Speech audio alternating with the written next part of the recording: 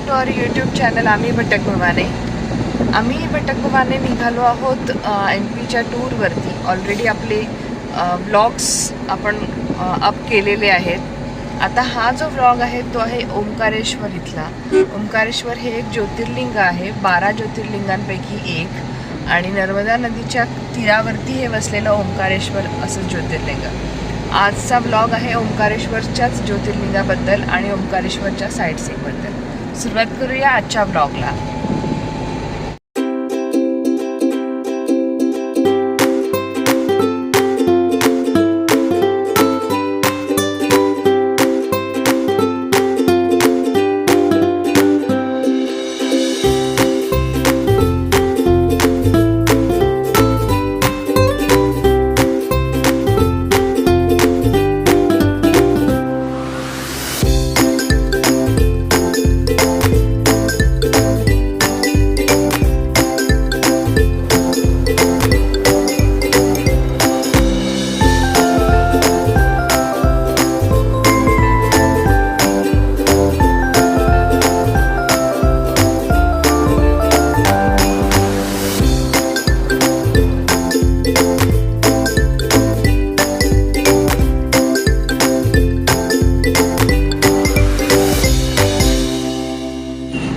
आता ओंकारेश्वर आपल्या इथून आहे 16 किलोमीटर आणि हा आहे नर्मदा नदीवरचा ब्रिज.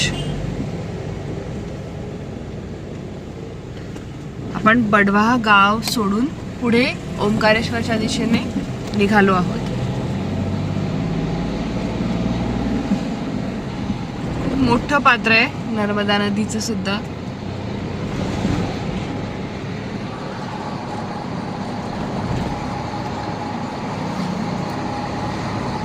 जय नर्मदा मैया.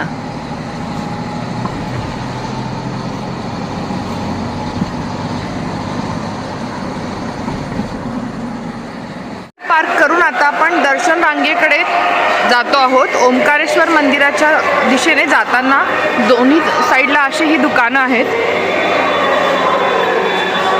त्यातल्या त्यात आपण जरा थोडं लवकर आलोय त्यामुळे आपल्याला पार्किंगला जागा मिळाली.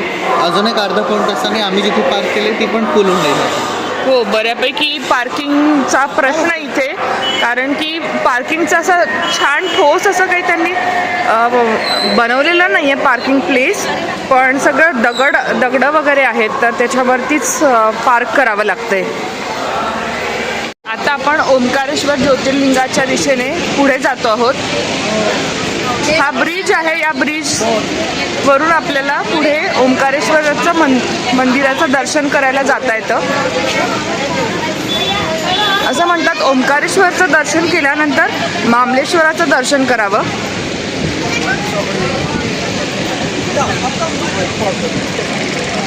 ही आहे खाली नर्मदा नदी.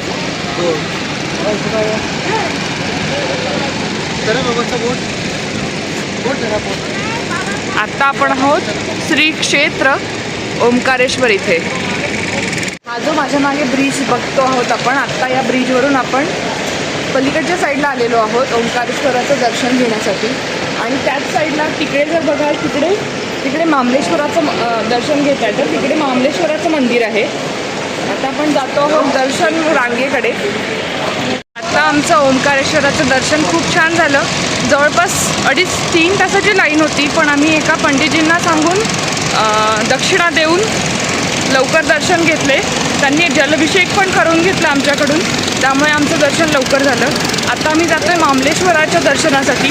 त्याच पंडितजींना सांगितलं की तुम्ही जर आम्हाला घेऊन चला, तर आता त्यांच्यासोबत आम्ही मामलेश्वराच्या दर्शनासाठी जातो आहोत. ब्रिज क्रॉस करून परत मामलेश्वराच्या दर्शनासाठी जावं लागणार आहे. खाली तुम्ही बघू शकता, इकडे आहे नर्मदा नदी. मामलेश्वराचे दर्शनही खूप छान झालेत. पंडितजींना सांगितलं होतं आम्ही, आम्हाला जर VIP दर्शन मिळालं तर बरं होईल. तर त्यांनी आपल्याला VIP दर्शन करवलं आणि नंतर जलाभिषेक पण करून घेतला, लघुरुद्र पण म्हटले. त्यामुळे आपलं दर्शन खूप छान झालं. आता पुढे जाऊयात. नर्मदा मैयाचं प्रदक्षिणा घालायची ओंकारेश्वराची, त्याच्यासाठी पुढे जाऊयात. आपण मामलेश्वर मंदिराच्या घाटाजवळून बोट केली आहे. आपण ओंकारेश्वर या संपूर्ण तीर्थाचं प्रदक्षिणा करणार आहोत. बोटचे चार्जेस आहेत पर हेड 300 रुपये आणि जर तुम्हाला प्रायव्हेट बोट घेऊन जायचे असेल तर त्याचे हे चार्जेस आहेत 1800 रुपये. या साईडला तुम्ही बघू शकता हे आहे ओंकारेश्वराचं मंदिर आणि याच्याच अपोजिट साईडला दुसऱ्या बाजूला आहे मामलेश्वराचं मंदिर. मामलेश्वराचं ज्योतिर्लिंग जे आहे त्याची स्थापना अहिल्याबाई होळकरांनी केलेली आहे. खूप सुंदर पाणी आहे, खूप थंड पाणी आहे हे आणि स्वच्छ आहे. नर्मदा नदी संपूर्ण स्वच्छ आहे. नर्मदा नदीचाच इथे संगम होतो कावेरी नदीसोबत. पुढे जाऊन त्या संगमाची जागाही आपल्याला दिसेल. हा आहे अक्षय घाट. ज्योतिर्लिंगाच्या घाटापासून मामलेश्वर ज्योतिर्लिंगाच्या घाटापासून जवळपास 1.5 किलोमीटर नंतर हा अक्षय घाट येतो. आणि ही जी समोर दिसते आहे ती आहे शंकराचार्यांची मूर्ती. ज्योतिर्लिंगाचं जे परिसर आहे त्या परिसरापासून ही मूर्ती आपल्याला दृष्टीस पडत नाही, पण जेव्हा आपण ही प्रदक्षिणा करायला येतो तेव्हा आपल्याला ही मूर्ती नक्की बघायला मिळते.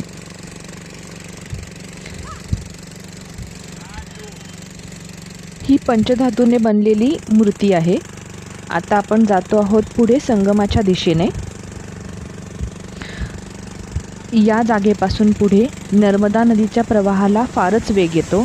खळखळत वाहत जाणारं पाणी आणि पुढे कावेरी नदीशी होणारा संगम, यामुळे या पाण्याला भरपूर वेग असतो आणि मंदिर परिसराच्या जवळचा जो घाट आहे तिथे पाणी भरपूर खोल आहे.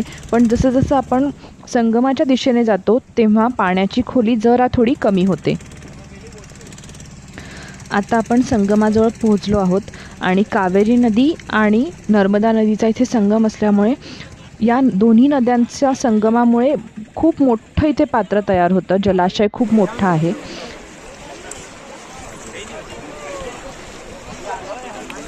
कावेरी आणि नर्मदा नदीचा संगम आहे. ही इकडे कावेरी नदी आहे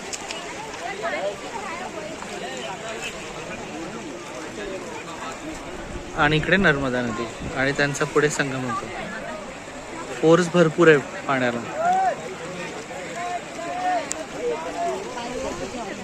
पाण्याचा फोर्स खूप जास्त असतो आणि सवारी सकट बोट जाऊ शकत नाही पलीकडच्या साईडला, म्हणून त्यांनी आम्हाला सगळ्यांना उतरवलं आणि अशा दगडांच्या पायवाटांनी आम्ही पुढे जातोय आणि परत मग पुढे बोटमध्ये बसू.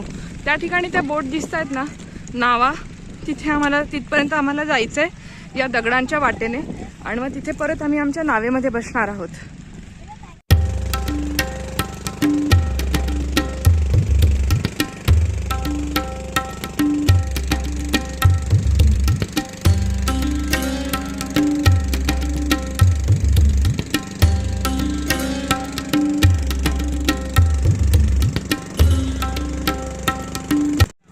तर जर तुम्ही तिकडे बघाल तर इथे 2 डॅम आहेत ॲक्च्युली.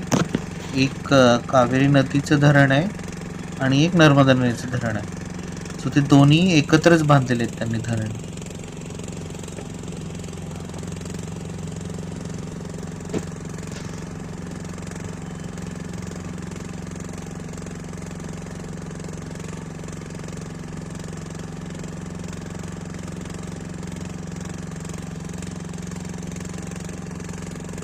आपलं ओंकारेश्वर आणि मामलेश्वरचं दर्शन खूप छान झालं. आपण तिथल्या एका भटजींना भर्जन करून दर्शन करून घेतलं ओंकारेश्वर आणि मामलेश्वर दोन्ही ठिकाणीचं. त्यासाठी आम्ही 2500 रुपये पे केलेत. आम्हाला थोडे जास्त वाटले पैसे, पण आमच्याबरोबर निहित असल्यामुळे आम्हाला ते शक्य नव्हतं 3 तास लाईनीत उभं राहणं दोन्हीकडे.